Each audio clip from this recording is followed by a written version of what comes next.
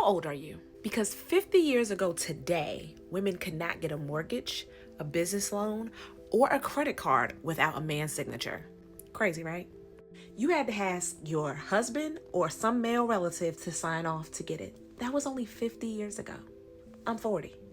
On October 29th, 1974, the Equal Credit Opportunity Act changed that, giving women financial independence.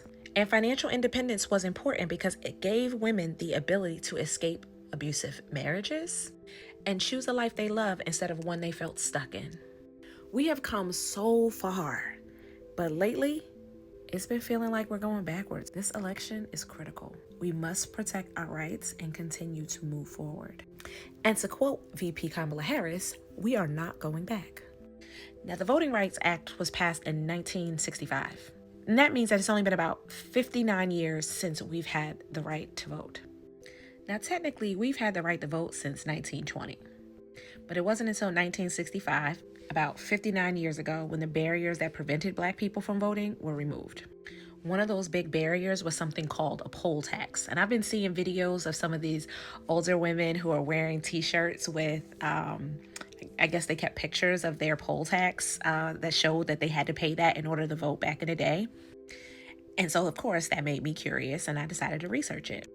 And poll taxes were a fee that voters had to pay in order to cast a ballot. They were implemented in many southern states. It was designed to disenfranchise Black voters and poor white voters.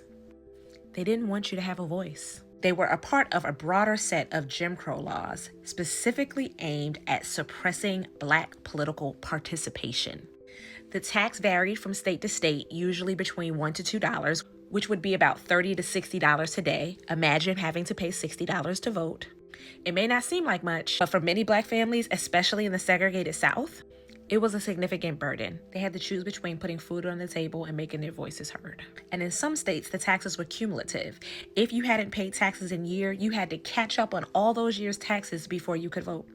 Poll taxes were also used in combination with other tactics like literacy tests and grandfather clauses to further restrict Black voting. Poll taxes remained in effect to the 1960s.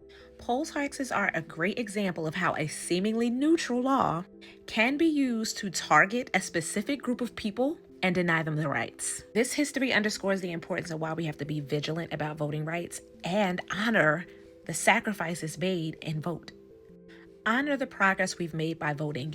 Your voice matters more now than ever. Let's show up to the polls and prove that we are marching forward and not backward.